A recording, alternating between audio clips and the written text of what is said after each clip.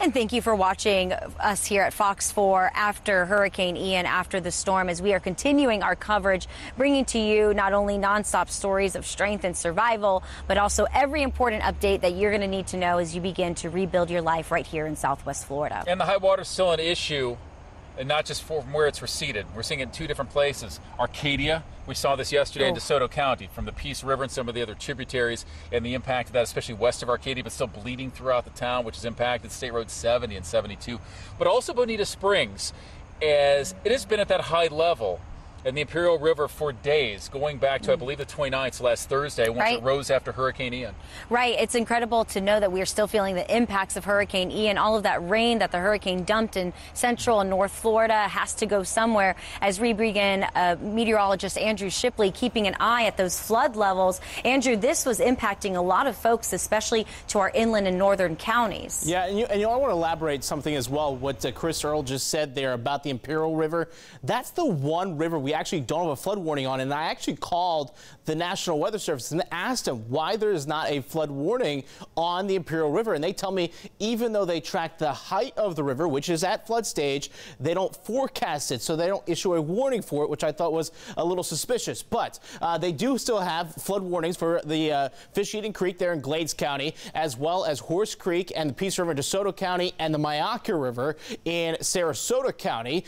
So we're going to start up in Sarasota County and as well as DeSoto County, because the big three there was what was causing the flooding the other day up along I-75 and the other roadways, which made the detours around I-75 so difficult. So the Meteorologist River has crested. It's now down to about 11.5 feet or so. It's still at major flood stage, but it is coming down. Again, that's the good news here I have for you. It's expected to go down into moderate to flood levels as we get in towards about Wednesday this week. Horse Creek, which is a tributary to the Peace River, also crested, still at major flood stage, but below that record levels that we are seeing just the other day, and is expected to drop into that moderate range sometime tomorrow. So again, good news on Horse Creek, real good news as that continues to fall. The Peace River, though, has crested, but it still has a long way to go. It's still at record levels there, right up along Interstate 70, right outside of Arcadia, and State Road 70, excuse me. But look at this, still Saturday at major flood stage. This one is going to take a significant amount of time to get down to those lower levels there. So unfortunately, I still expect a lot of flooding in and around the Arcadia area for several more days. Now, the other one I'm watching here, Fish Eating Creek, just south of Palmdale, now at minor flood stage, crested just yesterday at the 7.5 feet right now. And then the Imperial River, like Chris Earl and Adi were just talking about, just shy of the levels we saw during Irma, and Irma flooded a number of homes when it was at 13 feet. Right now, still at moderate flood stage for you. So in terms of tonight, we've been seeing those pictures all across Southwest Florida. Very nice night for us. We're still tracking the remnants of what was Hurricane Ian. You can see that bringing right up across portions of the East Coast still at this time. But really, we've been seeing a lot of dry air. There's a little bit more humidity building in here tonight. That's why it was a little bit warmer today there as well. But still, overall, those dew points are in the mid-60s here tonight, which still makes it feel just somewhat humid. Very nice out there here through the overnight hours. 66 degrees. I'm going for that overnight low, mostly clear skies. Let's take a little closer look at things. A little cooler up in Arcadia. There's 63, 65 in Immokalee, up at 67 down in Marco Island and Naples for you. So that's just good news, because we can use nature's air conditioning for our places that don't have power here tonight. Still Charlotte County at the highest percentage of the county not with power right now, 65%, but Lee County not far away, 52% of the county not having power. DeSoto, how about 49% there? That's where we're, again, dealing with a lot of that floodwaters in and around the Arcadia area. So even tomorrow, though, we're still looking okay. If you want to keep the windows open, we're looking at mid-80s out there. Still a lot of sunshine out there, still a lot of dry air out there as well. And we're going to keep those rain chances pretty negligible, only 10% there by Saturday. We'll see maybe that increase as we get towards the second half of the weekend. But look at the muggy meter through the week. keeping that in a comfy range, which is all good news there. Now, we do want to talk tropics really quick. I know nobody really wants to hear about this, but we're watching two areas right now. One, just around the Cabo Verde Islands. This will probably be a depression here in the next couple of days, 80% chance of development. And then we're watching this guy here as well. But again, there's Invest 92, 80% chance over the next 5 days. And you can see this is not a threat to us. It's going to continue to kind of skirt out into the middle of the Atlantic Ocean. Watching Invest 91 a little closer to home, just 30% chance with this. But again, I want to reassure you, not a storm for us.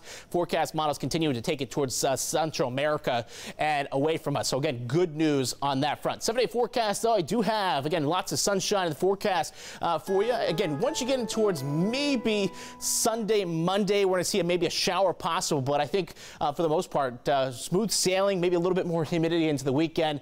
But at least the weather's nice for cleanup, guys. What a beautiful night it is shaped up to be here in Southwest Florida. 0% rain chances until the weekend for us. What a perfect condition for still cleaning up behind us. And also a reminder of the shift between the rainy season to where, and you just saw that with Andrew in the graphics, chances of rain for all those days, 0, 0, 0, 0, 10. After all of those months that we had where you pretty much were always having Katie lead off the 6 p.m. newscast with whatever the storm was. As we'd see it, we would hear it with all the lightning pushing through. It changes, but it can also be that dangerous that quickly. Well, also some good news from Andrew's forecast is the fact that some of those rivers are coming down and have already crested. We just got an update from the Florida Highway Patrol on the closures that the rising rivers had given. Let's go ahead and take up this graphic if we can. In Sarasota County, they say that Interstate 75, which is 182, we saw shut down for hours at good. Opened up again. So I-75 is back open. Other updates from DeSoto County saying southbound US 17, those lanes are back open southbound. However, if you look northbound, those previous areas that were closed are still closed tonight. The good news, crossing our fingers, will reopen tomorrow. That is northbound US 17 in DeSoto County. So very welcome news for all that. Now we'll shift back to Charlotte County, just adjacent to DeSoto County, in Port Charlotte, with a look at the situation as Tammy Estwick from our partners at Newsy takes us through Port Charlotte.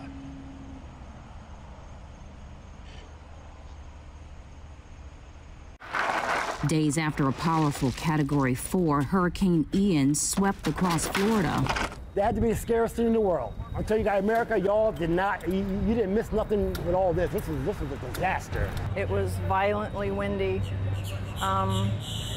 You saw the damage. Port Charlotte residents are recounting the storm, cleaning up, and counting their blessings.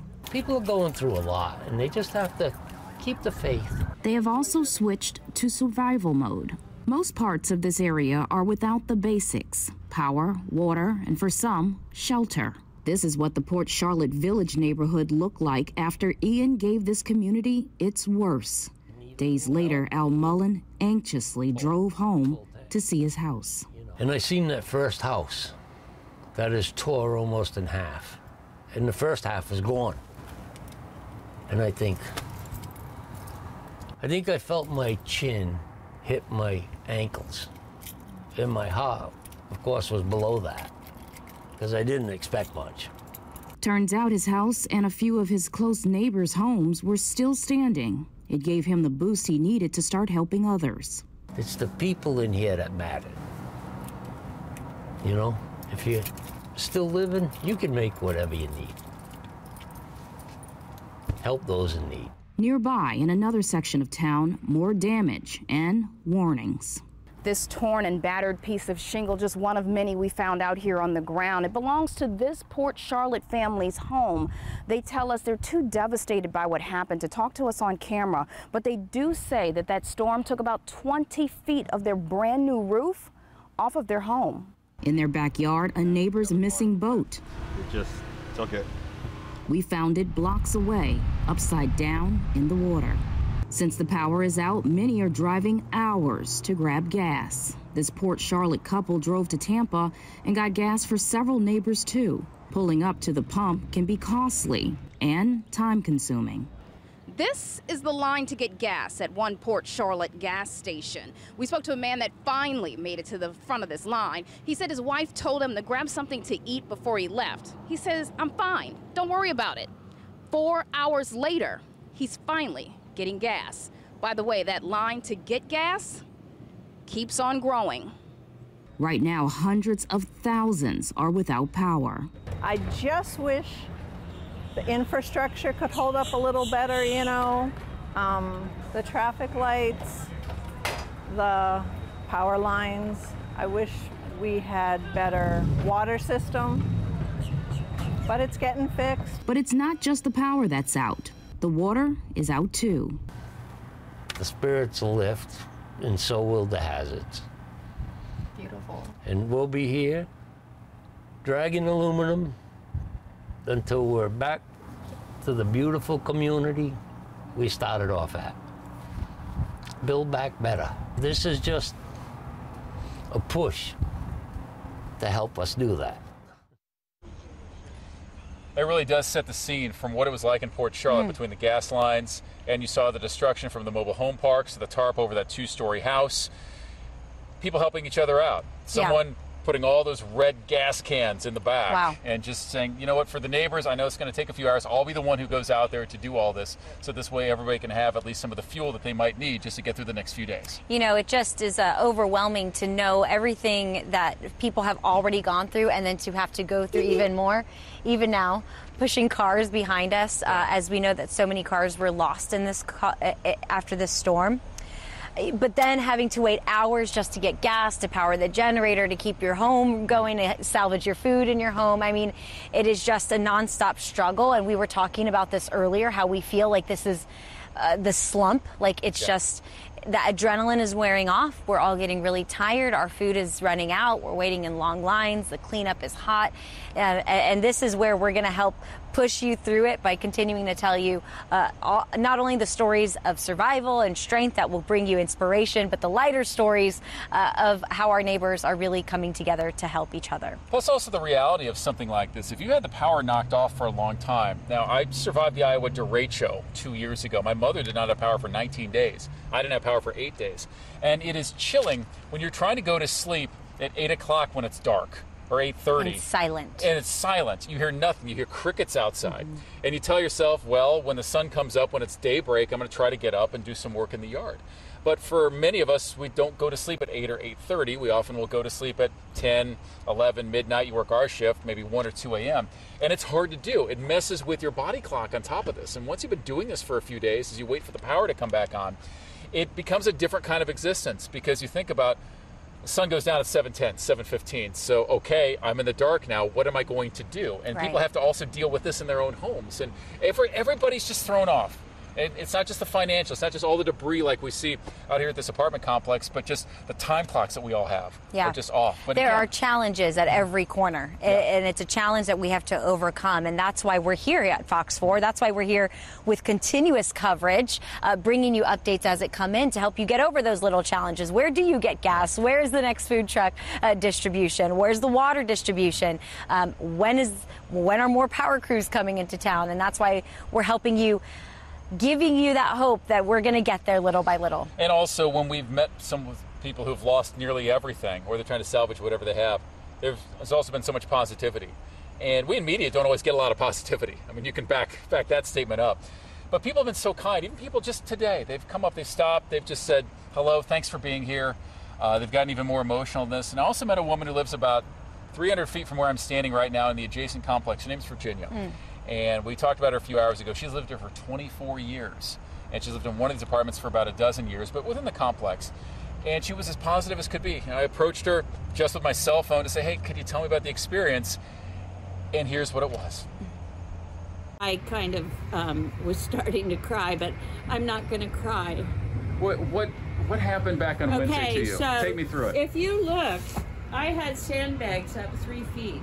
Those held until the water went over the top of the sandbags. Okay, if I open your screen? Yeah. Okay. Water came rushing in the front door. Didn't have enough sandbags to put at the front door. And so I just stayed in my apartment. Water was chest deep. And I kept lifting everything higher and higher and higher. And I have 2 paddleboards, 2 kayaks. I slept in my kayak that night because it was floating in my apartment, and the water didn't recede right away. So I am... How scared were you during the height of it? I wasn't afraid. I wasn't afraid because I'm a survivor. And I look like crap. But no, you don't. But, hey, we all do in some way. It's been 6 days, 5 days for us. I got my mattresses out, my box springs out. I got my couches. I pulled all my carpet and pad out by myself. I cut it up in strips and took it all out by myself because there's just too much water, and I want to save what I can. Which is why we have out here, drying out however you can. And if you see around the corner, I have my clothesline. Yeah. So anyway, life is good, and it hasn't rained. We are blessed, and there are birds singing, and I'm see. That's my friend. How long have you lived here, Virginia? 24 years. In here? In this complex. I was in a 1-bedroom, 1-bath in that building. I've been here 12 years in this apartment, and I love it. And we weren't ready for an 18-foot storm surge. Is that what it was? I haven't watched the news. I haven't. It was a storm surge. I know it wasn't that high, I don't think, but it was high enough from what you see here. I was ready, but not ready enough. So I thank you for being here and sharing. Virginia, thank you for telling us about your story. Yeah. Thank you so much. Yeah. Peace, brother. Yeah, anyone who looks at me and says, peace, brother, after what she's been through, immense respect, but also friendliness to Virginia for letting us just get a look at what her world is. Anybody will let you shoot their clothesline for television. You have to respect that. But again, such positivity. And she was someone who did whatever she could, and she's trying to let the sun kind of dry out whatever she can after some of this. But again, trying to keep that good outlook amid so much destruction and damage. You know, Chris, one thing that that has struck me in our coverage of being out in the community is they all ask us, how's your home? How did you fare out? How's your family? And it's not often that the questions get turned on us. And I'm going to get just a little personal here. Thankfully, my home was fine. But the moment I saw it, I immediately felt guilt. I started crying out of guilt, knowing what our community was going through. But I reached out to a friend who said, that is because you don't have to worry about your home, because we also have a mission here. And I immediately shifted that guilt, which I'm sure some of us might feel who might be okay, knowing what our neighbors are going through. And now I can shift that to focus on the mission that we have here at Fox 4. And it's to be there for you. We are here for you. We are watching out for you. And we are watching for every single update that you need to know to move forward. And we just are so appreciative that our neighbors are asking about us. But just know that's what our mission is here for you. And for wherever you are, if you have a story that you want us to know about, a story of survival, or maybe a challenge you might be facing, you can reach out to any of us here, and we will look into it, because we're all in this together. We have to be. After what all of us dealt with here in Southwest Florida from Hurricane Ian. Just know that we all care about this, but we're also going to use this privilege. We all got into this business to tell stories, to try to make life a little bit better, right? Yeah, and then find where the wrong happened and try to make it as right as possible. Yeah, and we're trying to get there day by day. We'll be right back. You're watching Hurricane Ian After the Storm here on Fox 4.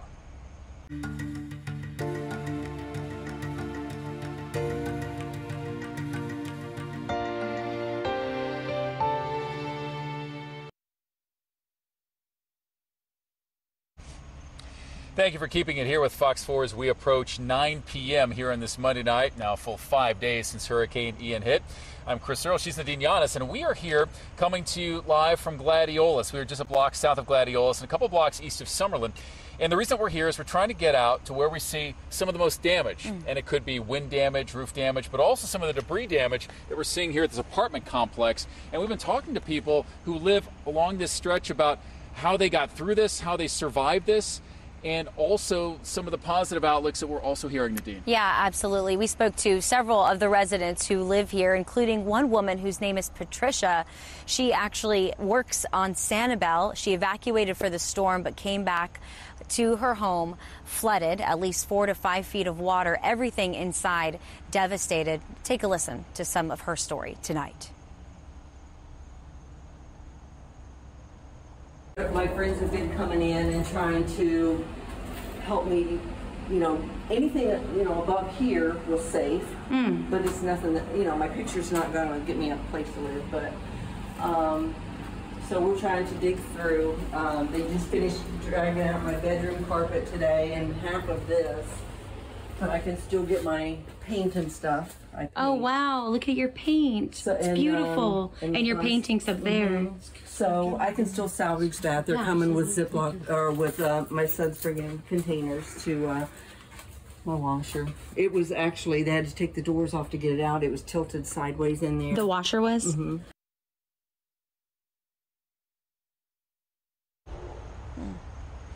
And so when Patricia took us back into her kitchen, she showed us her dining room, and the furniture already had a white residue on it, as if the mold was about to start. So nothing salvageable inside her apartment, which is absolutely heartbreaking. But at the end of our about 5-minute interview, I asked her, I said, "Are you planning on staying here?" She said, "Absolutely." She loves her little creek in the back, which is amazing to hear, considering that's what rose, but she's like, "I love the water in my back, and I'm going to be back, and we're going to rebuild." And that is the inspiring message that we continue to hear by so many people right here and in Fort Myers today. Yeah, a lot of people taking stock. Some people saying they do absolutely want to stay, like Patricia or Virginia, the person here, but then others who are kind of throwing their hands up just a few days after this because of the monumental task ahead, and we're certainly here to cover it all.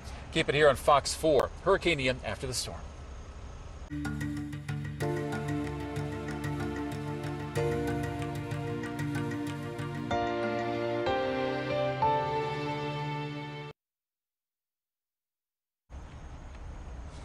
And thank you so much for keeping it here on this Monday night for Fox 4 for Hurricane Ian after the storm as we do our extended coverage. And we will be here telling as many stories as we can from as many communities here in Southwest Florida. We've talked about the sheer numbers, hundreds of thousands of people impacted by the wrath of the storm, and not just the wind, not just the rain, but also some of the flood damages we're seeing here where we are near Gladiolus and Summerlin. And it's important that we are getting out to your community to see how you are rebuilding and to see the effects of Hurricane Ian and what we can do to help in that rebuilding process. In the meantime, we're just past that 9 o'clock hour. I want to quickly get to some big updates, some big headlines from across the state today. The Medical Examiners Association, who checks in with all of the county medical examiners, now confirming that 58 people have passed due to Hurricane Ian, 42 of those lives, unfortunately, right here in Southwest Florida. When it comes to power, the governor in town today saying FPL has restored power to about 45% of Lee County. We're also seeing big strides in Charlotte and Collier counties. LCEC now hoping to restore 95% of its power to customers by Saturday. As we know, they have having a little bit of a slow time getting there, but the governor is sending in 1,000 extra linemen to get those linemen to help put the lights back on for those especially who have LCEC, that co-op, and in Cape Coral. And for some of those numbers in Cape Coral, they're not that much different for customers who are out than it was yesterday. Still about 88,000. Yesterday it was about 89, 90,000. So the power's still coming back on in Cape Coral, but slowly. And if you're going through South Cape, Southwest Cape, you see so much of that damage with the power lines. Some more isolated spots out on Burnt Store Road. Katie Walls took some video of that yesterday. I shot some of the drone video with Skyfox on Skyline, where it is pronounced between Skyline, Gleason, trying to get some of these customers back on. When it does come on, though, a lot of people will be joyous. We are seeing an improvement, though, in North Fort Myers. It was about 50,000 out yesterday, down to about 41,000 at last report. Lehigh Acres was pushing about 10,000 out yesterday, down to about 3,000. So the power is coming back on in certain communities, which is wonderful to see. Yeah, most of those power companies, LCEC, FPL, hoping to have power 95% restored by the weekend. A couple other big updates for our islands. Pine Island, as we know, the governor is hoping to have a road built back to have access back to Pine Island, hopefully by the weekend as well. We saw FDOT crews mobilizing rising this morning. Also in Sanibel Island, we heard from city leaders today. They say that they are now going to have a hurricane pass for those who have a valid business license or tax receipt, as well as residents, to slowly start allowing residents and business owners back on Sanibel Island. I believe that's happening tomorrow. Nobody else other than anyone who has this emergency hurricane pass to get back on the island. Those are some of the biggest updates that we've saw throughout the day from our city and local leaders. Yeah, and also want to get one school note in while we still have time. Lee County schools. District did say that about half of the district's buildings did take on damage from Hurricane Ian. 58%, that's right. Yeah, and then about 14%, so it's 1/7 of the district's buildings have major damage. Yeah. Now remember, this is a large school district, 100,000 students, at least 100 buildings between all the grade levels. So you have to take that into account for trying to figure out when people will be able to get back to school, when the students are going back. As Lee County has said, it is going to be off all week. Charlotte, DeSoto County off until further notice. Collier County had said it's going to try to be back on Thursday. And then also Glades and Hardy, I believe, are going to go back much sooner than that. Right. So, but that update from Lee County is still very much a concern. Now, part of why we're here, we're trying to get out to as many communities as possible. Yes. And this also includes getting out to Harlem Heights. I did have someone email me earlier today saying, hey, could you come on out to Harlem Heights and see some of the damage? So Fox 4's Shari Armstrong got to see some of the boat damage in this neighborhood in Lee County. You might see this and think what some others have actually said. People are like, oh, you should get rid of those crappy boats, you know, whatever. But they saved us. This resident did not want to be on camera, but she says when floodwaters started to rise inside of the home she's lived in for more than 20 years. I didn't even know if we were going to make it. But her son did, going out back with his dad, even swimming in this back lake to untie the boat, get his mom out of the house and to a safe place. That's when this mission to help mom turned into something bigger.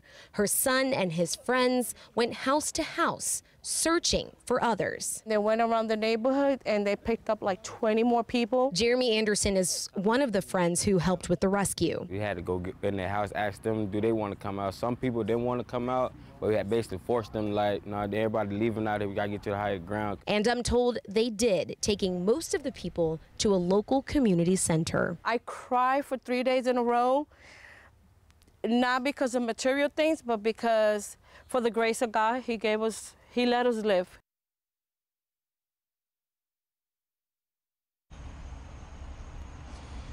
And big thank you to Shari Armstrong for getting to Harlem Heights to be able to share that story, because between that area and from where we have been talking with people today, it has been wonderful to really get a sense up close and very personal on these experiences for what so many people did to try to survive the hurricane 5 days ago. We are so grateful for you opening up your hearts, your homes, or whatever is left to it to show us what you're going through, but not just to show us and share your story, but also inspire not only us, but everyone on the other side of this screen right now who are all feeling it as we are still surviving day by day, somehow recovering after Hurricane Ian. And here at Fox 4, we are committed to helping you get through just that. As we see back in the studio, we do see Fox 4's Shari Armstrong, as well as certified meteorologist Katie Walls. And Shari, I wanted to bring you into this while we have you.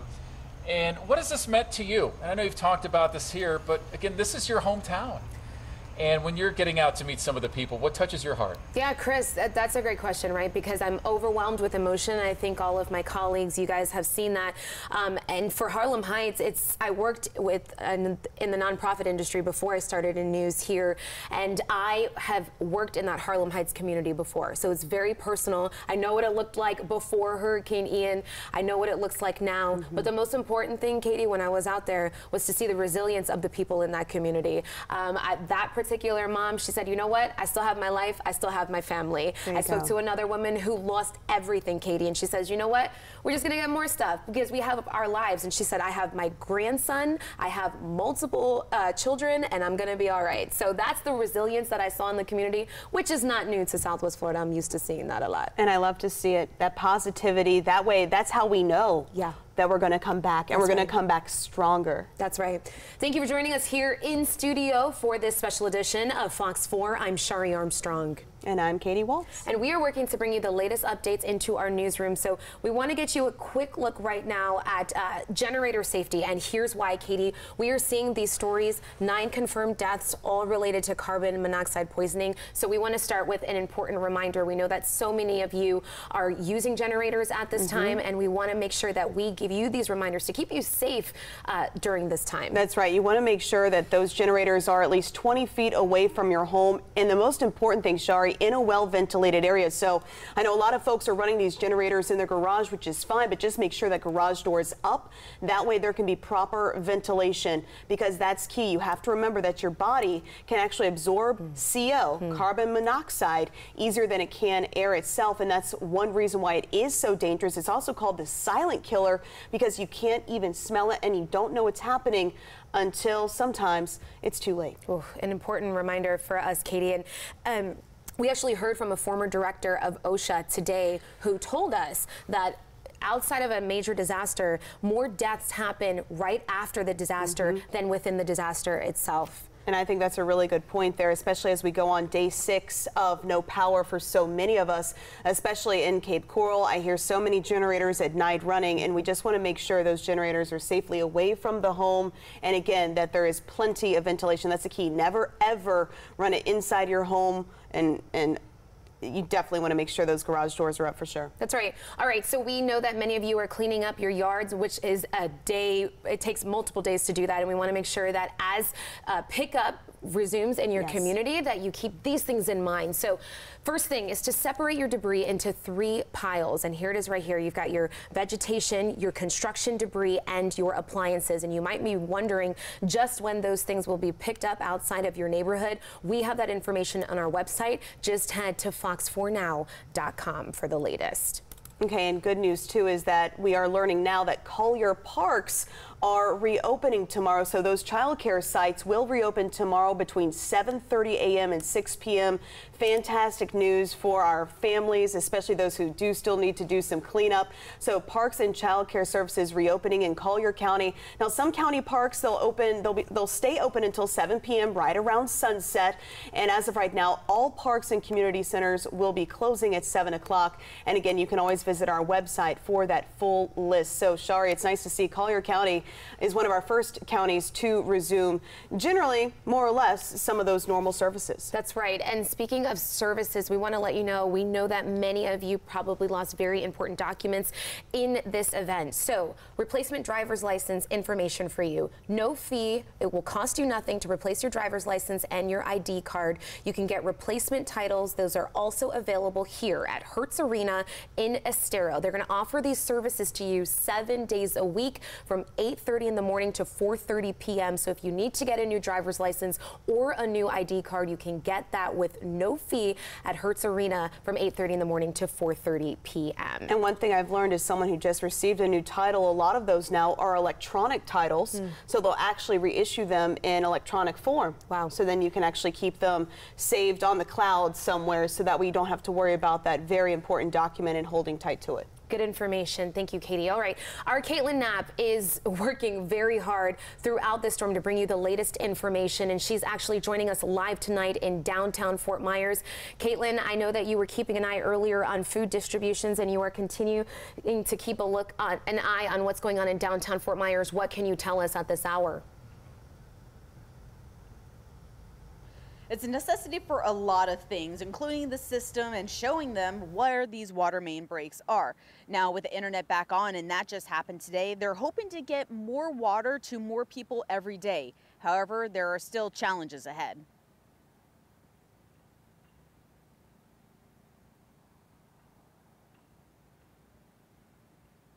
Water is slowly coming back in the city of Fort Myers. Yesterday, we got a little bit of water supply, enough to, trickle through the sinks and flush our toilets, but it's not enough to survive on and shower. A trickle. Frustrating Janine Fakiris, who lives downtown. Just tell us what we can expect. Since the storm passed through our city. On Monday, Fort Myers City Manager Marty Lawing said they're making progress. And I believe the tank levels was 7.8 feet in our lead tank.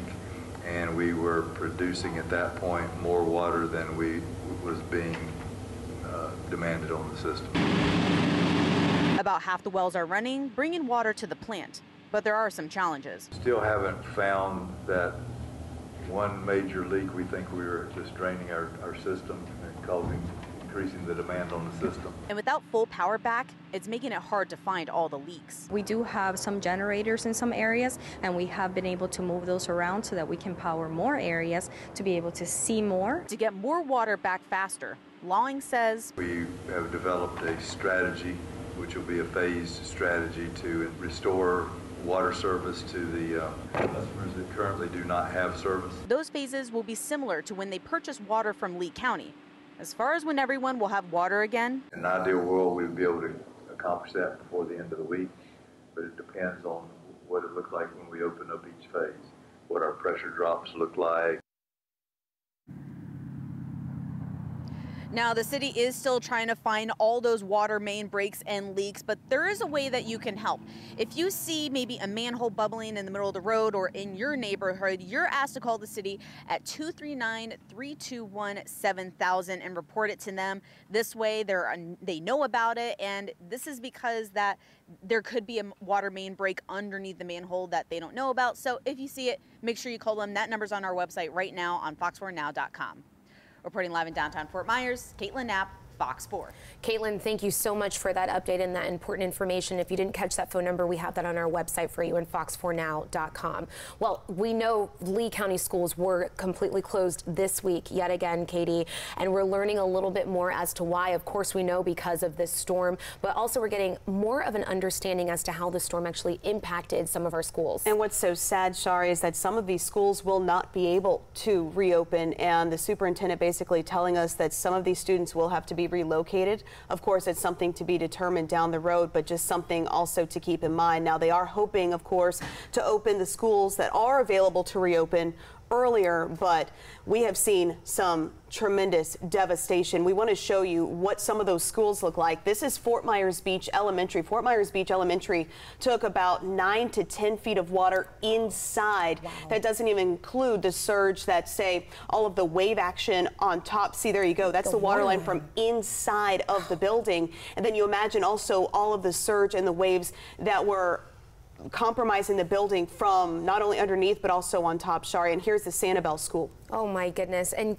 Katie, taking a look at the damage just within the school courtyard itself and even on the outside there, it's very hard to imagine. This one seems to be in a little bit better condition than what we just saw before. But again, we know that the impacts could be long lasting. Exactly. And here is Pine Island Elementary. We know that this school was also one of many underwater as we progress through Ian. Of course, the water is now receded, and in some cases it's almost hard to see where that water line was. It might look normal. However, once you get inside, we're seeing a lot of structural damage. We're just seeing a tremendous amount of water damage. And as you well know, it does not take long at all for that mold to set in, and especially with these temperatures, even though they haven't been as uncomfortably hot as, say, they could be in July and August, still we're talking mid to upper 80s.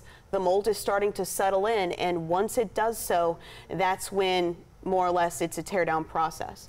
Katie, it's interesting that you say that, because one of the women that I spoke to who completely lost everything in her home said she was surprised that the smell had already come into her house so strong, and it was like that moldy smell that she was talking about. The mildew smell sets in very, very quickly. I was actually in a home that I had rented over the summer, my home in South Cape, and it took on about 1.5 feet of water, and I was there the next day, and it had already started to create a bit of an odor. So even with the windows open, the doors open, we're already starting to see the mildew and the mold. Unfortunately, that's just the nature of our weather here in Southwest Florida. Any amount of humidity will exacerbate that. So going back to how this ties into local schools, we heard from Lee County School District Superintendent, Bernier today in regards to an update on Lee County schools. We want to give you that sound right now.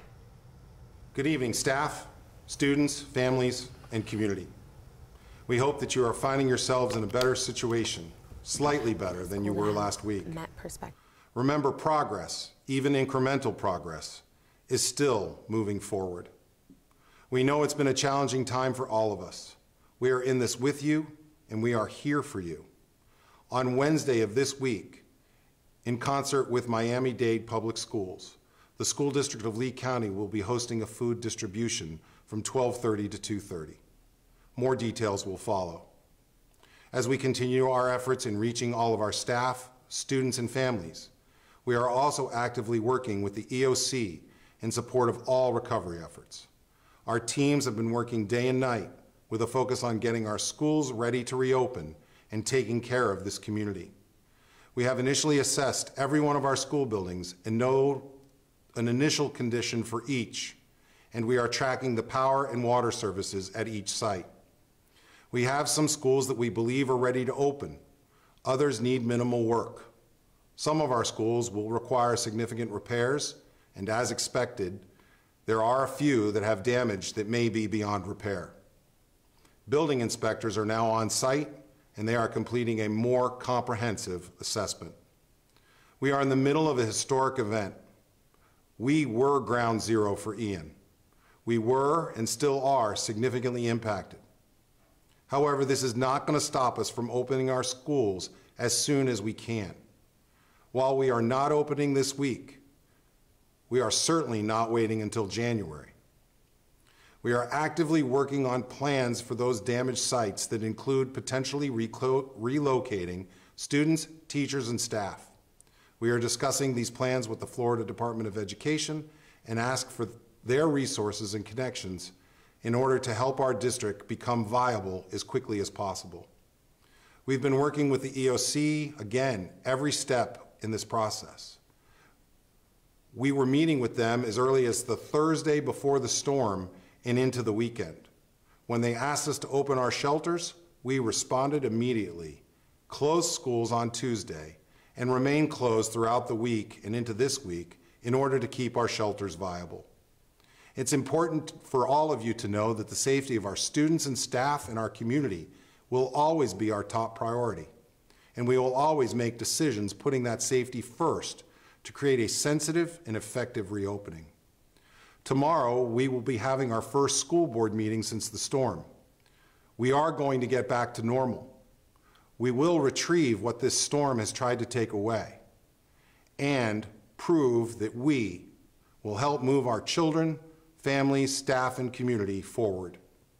This process will be developmental and transitional, but we will reopen. Thank you.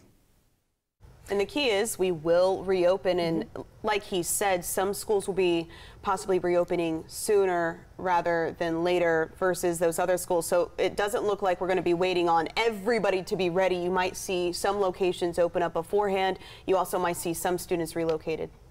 That's right, and it's a continuous damage assessment as the district continues to give us that message. And again, we want to reiterate here that part of this decision-making comes down to schools that are a complete loss, schools that need a little bit of repair, and schools that can fully function. Also noting here that some kids may have to go to different locations. He also said staff, that applies to them too, to continue with this school year. Exactly, so this is basically a developing story, a developing situation. They have their first school board meeting tomorrow, at which point, of course, we'll let you know what we learn, and hopefully we can bring it to you live, because basically they're assessing just the extent of the damage at each of these schools. And obviously we know the ones on our barrier islands did not fare well, and those will obviously be the last to return. Right. We are also working to learn more about the impact that the storm has had, not only on locations throughout Southwest Florida, but on people who live here. We actually are keeping a close eye on mobile home communities throughout Southwest Florida. We visited one today in San Carlos Park, and we heard from one gentleman that kind of left us a little speechless, because it is such a reminder of how this has impacted people across Southwest Florida, and we want to share with you his perspective tonight. Nobody has come through here, not a soul. One fire truck, nothing, nothing. And what do you guys need? I don't even know. I guess we're going to have to find a place to live. I mean, you know, what's next? The police are going to come here and tell us we got to leave, and then we've got to walk down the road with our belongings. I mean, I don't know.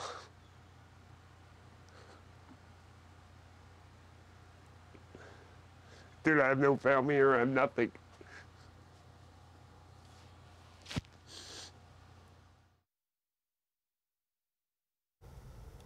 It's hard to see it, and it's hard to know that he's not the only one who feels alone. He is being told to go somewhere, not sure where to go, needs food, and that brings us to our next point. We have food distribution sites that we want to tell you about. That's right. So we are continuing to keep a list of food distribution sites on our website. You can go to fox4now.com. Guys, I see in preview here we have this hurricane relief fund. So let's go ahead and pull that up right here, because if you're watching and you're wondering how you can help, we have that information. Our parent company, the EW Scripps Company, is working with our the Scripps Howard Fund to bring help and relief to our area. And I know there were many people, Katie, that are probably watching and saying, I want to help him. Here is one way that you can help. You can actually open the camera app on your phone and scan this QR code on the left-hand side of your screen.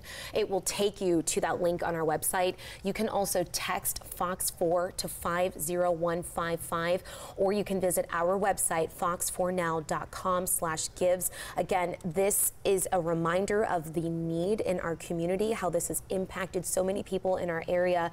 And again, Katie, it's hard to listen to someone like that, but it is important for us to share his perspective so that we can help others to understand just how much of an impact this has had on people in our community. And that there will continue to be a need, Shari, for weeks and possibly months, unfortunately. And so taking it from San Carlos Park up to Port Charlotte, the American Legion number 110 in Port Charlotte is distributing 2 trailers worth of food.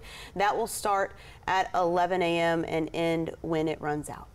And again, if you're looking for those distribution points, you can go to our website, and you might not need them, but you might know someone or interface with someone in the community who needs to get food, water, or ice. We've got those on our website for you, fox4now.com. We have more of your stories next, right after the break.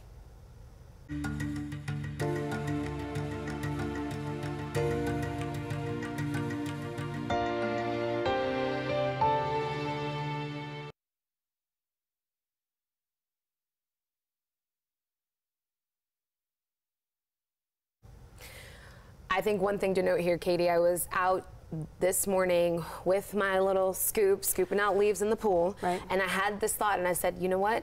I'm glad that it is not incredibly hot right now. There was a little bit of a breeze, and if I have to do this cleanup, I will at least take this weather. Exactly, and with so many of us still without power tonight, we can open up our windows and enjoy some of that drier air in the wake of Ian. Thankfully, we had that cooler, drier air, almost a little taste of fall. And joining us now is meteorologist Andrew Shipley. And Andrew, you know, when I was looking at the data earlier, it looks like we'll gradually see those dew points go up, but at least for now, things are looking pretty nice. Yeah, it's kind of nice, especially when we at first Ian moved out. I remember I stepped outside for the first time, and I was like, oh, it's nice outside, at least. You know, it's silver lining. We got to think glass half full somewhat. But, yeah, we are looking at just a few high clouds moving across the state right now. But otherwise than that, pretty quiet. And for the most part, we are still tracking what's left of Ian. And just the remnants there, bringing some rain up towards New York City, Philadelphia, Washington, D.C.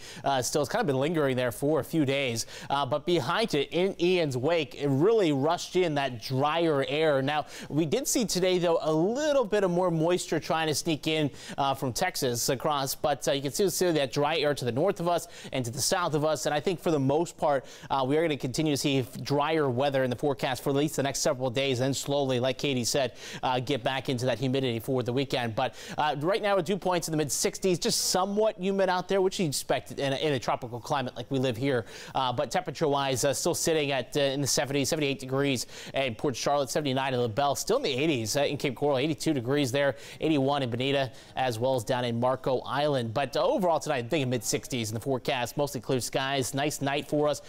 We can open the windows, use nature's air conditioning out there. Temperatures for the most part going to be in the mid-60s. A little cooler up to the north, though. Arcadia, 63 degrees there, 68 down Everglades City, as well as Clewiston. How about Bonita, looking at 66 degrees, as well as Anglewood. But again, good news is you can use nature's air conditioning, because we do have that updated map, but just updated the numbers of our current power outages. Still at 65% of the county in Charlotte County, still without power here tonight.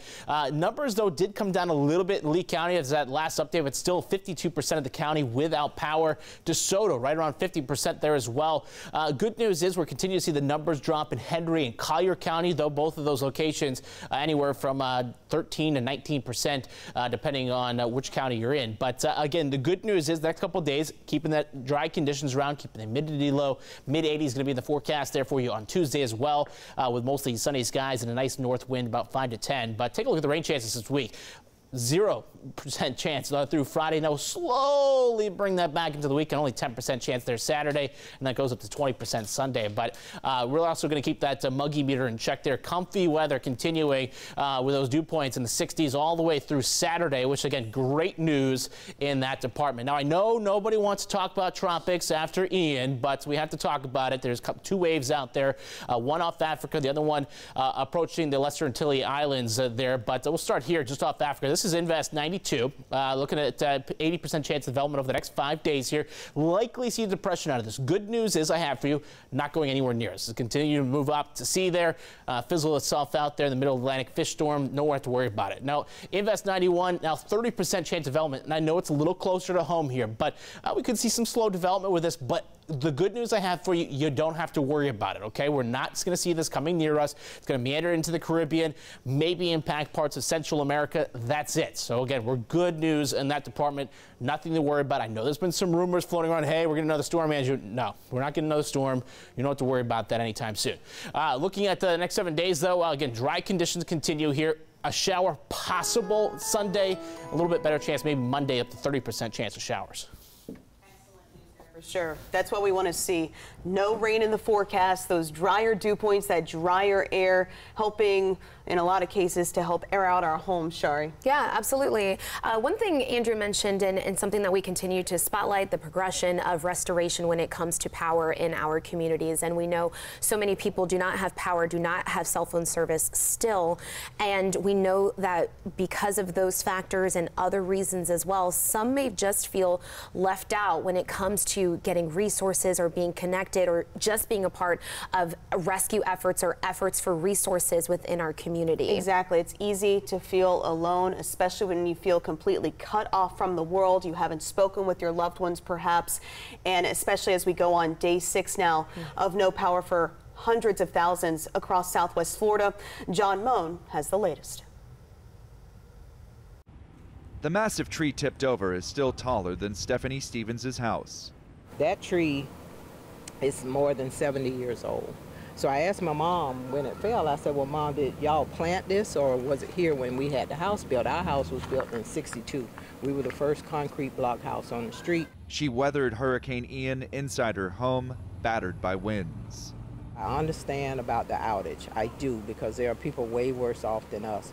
My concern is that my oak tree is wrapped around FPL's power line.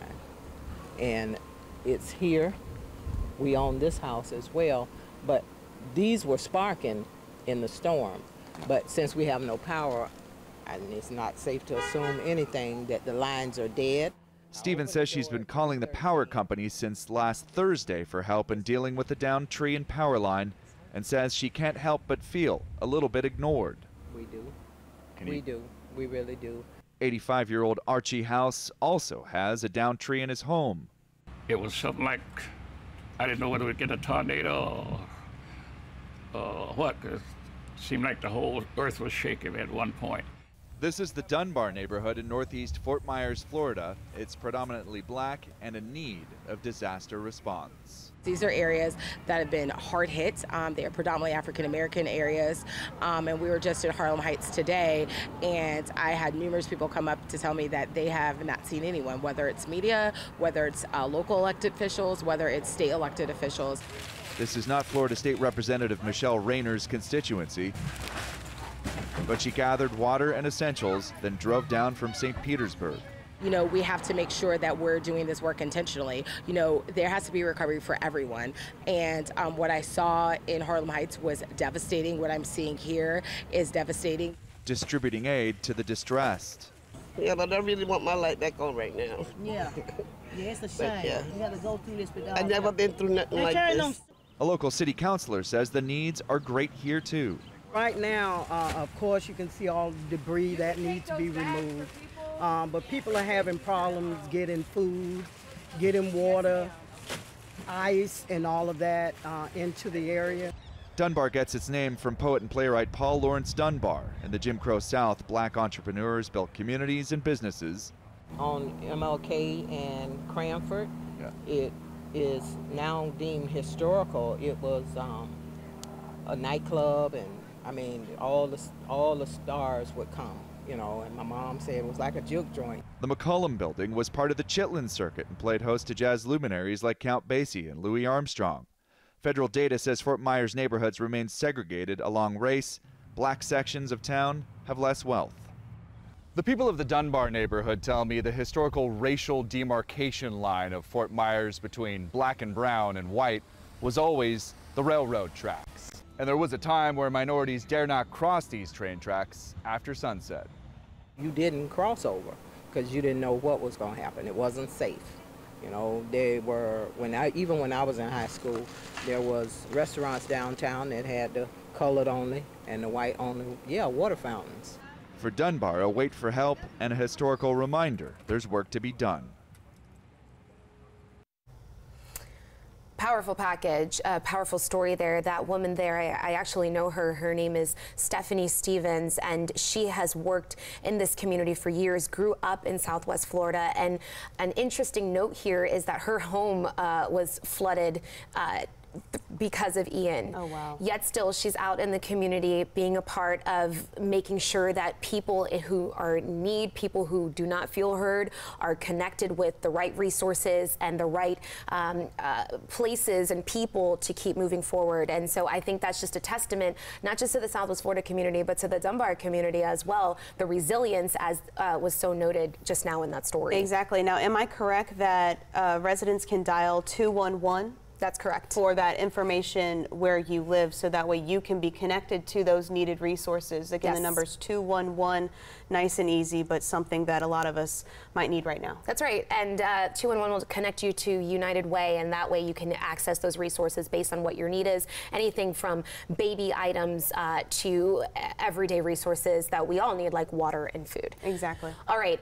Speaking of water, we want to keep you updated when it comes to boil water notices in our community. And you might be wondering, Katie, do I still need to be boiling my water? Especially because we are hearing of water in certain parts of Fort Myers coming back on. Exactly. So a reminder for all of you tonight. Exactly. I know at my home, yes, we do have running water. However, all customers of Lee County Utilities do need to continue to boil their water. That means that you can wash your clothes in it, maybe hand wash it. I know I've had to do that a couple of times in the sink. You can wash your hair, you can take a shower, but you're still advised not to brush your teeth with that water. You do still want to use bottled water to brush your teeth, and you certainly do not want to drink it unless it is brought to a rapid boil for at least 1 minute.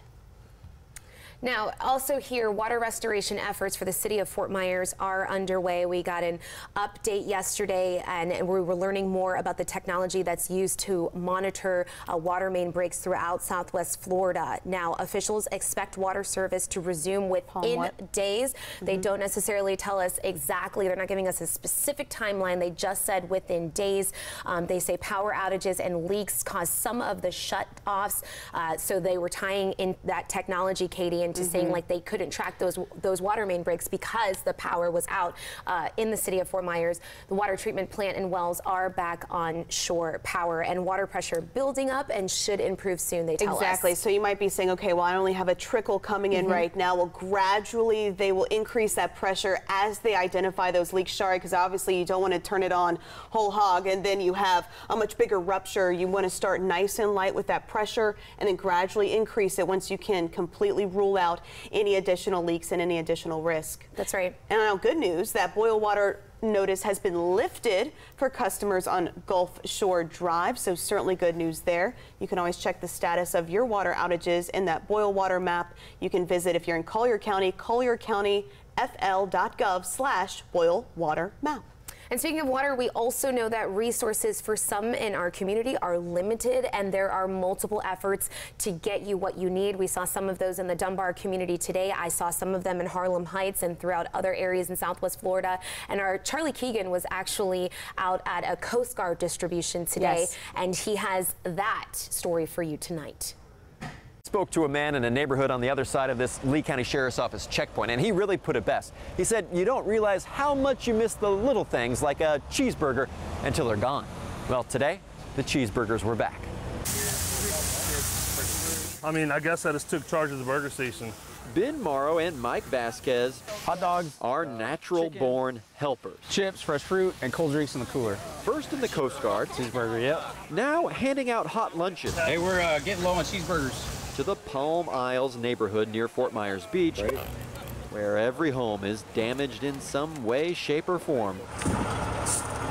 The military turned us into good people, and we still owe it back to the community, so that's why we're here. It's a beautiful thing. Then a woman explained how thankful she was. I'm glad She called it amazing. Said it was the first hot meal she'd had since the hurricane. Oh, wow. That's wild. Something unexpected. Oh, well, I'm glad we could help you out, man. That's when it hit home for Mike. Chips and cold drinks right here. He quickly pointed to other food, mostly because... Man, I'm holding back tears. That's why he's a helper. Yeah, it's pretty wild. For everyone eating, the meal was more than simply food. The silver lining is it really is positive to see it, how everyone comes together, steps up and helps one another. I mean, it's really neat to be a part of that. A good team goes a long way. Besides the food, those retired Coast Guard members brought along tools, buckets, batteries, so many items to give away to free to the people living in that neighborhood. They say their neighbors up in Tarpon Springs collected the items to donate down here. In Fort Myers, I'm Charlie Keegan, Fox 4. It's wonderful to see that that's from Palm Isles. So I love to see that kind of interaction. And also, let's see, next we're going to be heading to Cape Coral. Of course, the restoration continues. In the Cape, we still have tens of thousands, I think to say. Last check, what was it, about 90? Yep. About 90,000. I'm one of them. Without power. Without power. But our crews, our linemen and women are working tirelessly, in some cases 16-hour days, to try to get that power back up and running, Shari. That's right. So we are working to keep you updated when it comes to outages in our community, and we have links. I actually just reminded our director tonight that if you're wondering where they are with outages and restorations, you can go to FPL's website and you can go to LCEC's website, but they both have apps as well. So if you have cell service, you can download those apps and keep an eye out for what the progression looks like in your community. Exactly. You tap on each one of those little dots and you can see exactly where you are. I'm one of those red dots, by the way. So, Me too. You know, slowly but surely, we're going to get the power back on. I know it's really, really frustrating. You might feel forgotten. You know, you see the linemen and women working down the street, but they haven't gotten to yours just yet, especially as we do approach day 6 with so many of us still, again, hundreds of thousands across Southwest Florida without power. But our Stephanie Susskind from one of our sister stations joined some of those crews today in Cape Coral and has the latest on those outages.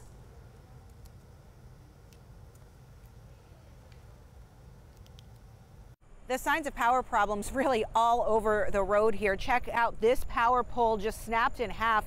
It's all lining this parking lot of a 7-Eleven. We are at Tropicana Parkway and Burnt Store Road, and really signs like this throughout Cape Coral, and that's part of the reason why about 1,000 more linemen are heading this way to help with the power restoration efforts. Now, we caught up with some crews from LCEC today who are out there working to turn your lights back on. They have a priority list they follow as they move around the community. Now, dozens of crews from around the country are also lending a hand to get things back up and running. One supervisor says this is the worst destruction he's ever seen, and it takes a complete team effort. I was here a few weeks before Irma. It was my first exposure to a hurricane. This makes Irma look like a spring thunderstorm, and it's just so sad to see. You know, everybody counts on the internet, but when you have no power and no internet, and so there's no way to get information, you know? You almost need a town crier. So about 500 more linemen are expected here in the area by the end of the day tomorrow, another 500 by the end of the week. LCEC has set their goal for 95% of Lee County restored by the end of the day on Saturday, excluding Sanibel and some of the other island areas. They do hope with the extra support they can get to that goal a lot sooner. Reporting in Cape Coral, I'm Stephanie Susskind, Fox 4. Thank you. Obviously, one of the biggest topics out of all of this for so many people is when are the lights coming on? We're seeing that slow progression, but you know, we want the lights on as soon as possible. And we do see, as you said, those linemen working very hard. We did hear from Governor Ron DeSantis today in regards to this topic. Our investigative reporter, Ryan Kruger, actually joins us live with that latest update. Ryan, I understand the governor did address electricity in our community. Yeah, in fact, the Governor DeSantis says that just 5% of the state is without power tonight. Unfortunately, though, the majority of those people are right here in Lee County. And as we are now in our 6th night, many folks without electricity, as a lot of residents fed up. The sounds of chainsaws fill the air at this neighborhood in the Southwest Cape. After 6 days of having this giant palm tree in the driveway, Tom Zablocki is getting it removed. We have some dangerous situations. We have a couple trees that are resting on power lines, and they're at a pretty good angle. And the only thing that's keeping these huge trees up are the power lines themselves. And there's another problem that's now oozing onto the surface. And now we've got sewage backing up in the streets, and that is just making the neighborhood very uncomfortable. In fact, one neighbor put up this sign urging people to stop flushing their toilets. Right in this way, and you can see, well, you can see up against the doors. Michael Beauregard and his wife were at their home in New Hampshire when Ian made landfall in Lee County. Once they returned, they found water 1.5 feet deep in their home. Response from who? I haven't heard from anybody. The communication is hard to do. Twice, Governor Ron DeSantis has called on the Lee County Electric Co-op to allow outside crews to help with the response. Monday, DeSantis said thousands of additional linemen would be available to LCEC and that the state would pick up the tab on any extra costs. Have you heard from LCEC? Are they going to take that help? And how do you feel their response has been? No. I think they are. I think they're working really hard, but this is a unique disaster. The power company now says they have a 2,000-person team dedicated to power restoration. Right now, only around 5,000 customers have had their power restored, but the company hopes to have 95% of the Cape's power back on by Saturday. But looking at his own neighborhood, Zablocki isn't so sure about that. Unless they bring out get busy and bring out a lot of utility workers, there's no possible way.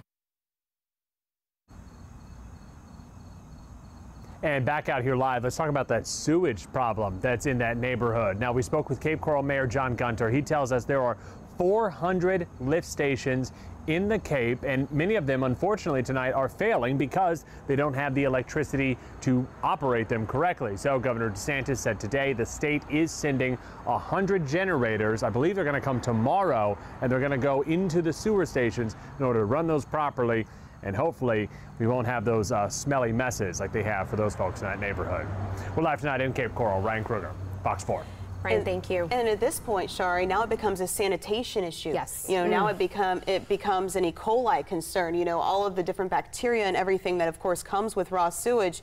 And one thing to remember, I know this might sound nasty, but maybe don't flush your toilet paper because there's no process to help grind it up and to help process. So I suspect that could also be contributing. You had me at don't flush your toilet paper. Don't flush your toilet paper. But it's an important reminder as to how these little things that we do every day could severely impact the system as it is right now. Exactly. As someone who's gone through severe flooding, I remember that being a big concern, especially with the water table as high as it is. It's going to be a while before not just our water lines fully come back to 100%, but more importantly in this case, our wastewater system. So slowly but surely, we'll get things back on. We just have to stay positive. We'll be right back.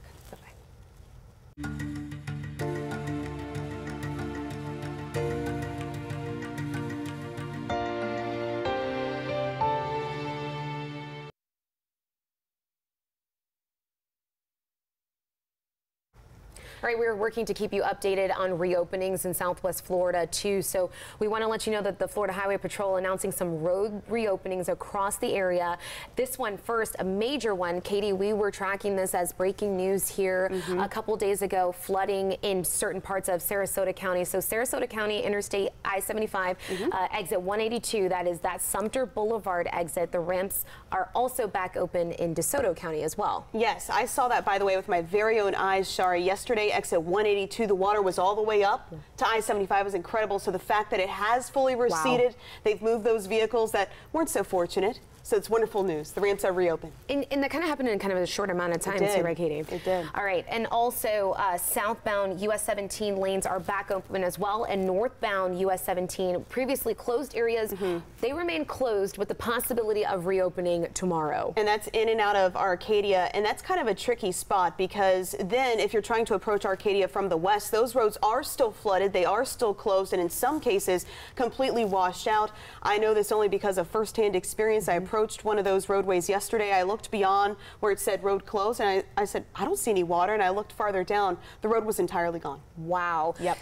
Meaning that you then had to detour as well. Re-detour back to I-75. Wow. What I thought was open, one way was a river, the other ways were washed out. So just keep that in mind when you do see those road closed signs. Do not drive around them because that road could be compromised or entirely gone. Good reminder there, Katie. All right, we are keeping an eye on this part of our community. We're actually going to Northport with our Wendy Ryan, who's keeping an eye on mobile homes and the impact of Hurricane Ian on this particular community. Take a look. It was horrified. It was horrified. My trailer was shaking back and forth. I mean, I just didn't know what to do. Stacy Smith lives in Northport's Holiday Mobile Home Park and did not evacuate, surviving Hurricane Ian by hiding in her closet. I had my suitcase over here, right there, and I just had some pillows and towels, and I just laid down here, and that's where I stood until I heard no more wind. She showed us the extensive damage with the roof over her laundry room blown off. I thought maybe a tornado came through or something, the way the trailer was shaking. And the water damage Stacy fears will quickly grow mold with no air conditioning. Her power out for the last 5 days. I lost everything. I lost the sheets, towels. I lost my dining room table. The only thing I have is my couch and my autumn. Many of the mobile homes in this area are a complete loss, with her neighbor's entire roof slamming into the side of her place. This is devastating. This is awful, awful, awful. I thought Andrew was terrible. This beats Andrew big time. And Stacy says what's even more painful, the sudden death of her boyfriend just a few months ago after being together for over 20 years. I just wish the hurricane took me. No, I just do. I just wish they took me. It's just awful going through this and then losing my boyfriend. And then I can't do anything.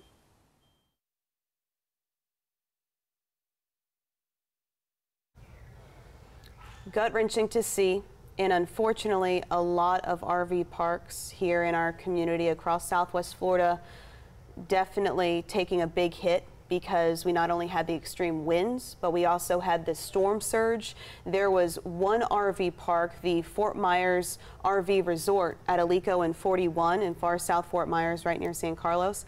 And Chris Earl and I were there a few days ago right after it hit, and there was an RV completely on its side, just tossed like a toy because of the storm surge that had come up, and it was from a canal, 10-mile canal, and even though that was many miles away, well, at least to me, it was a ways away from Estero Bay, the water just surged up. It climbed 6 feet very quickly, and it just tossed those things over. Shari, I saw a refrigerator in the middle of 41 from, those were just people's lives scattered across 41.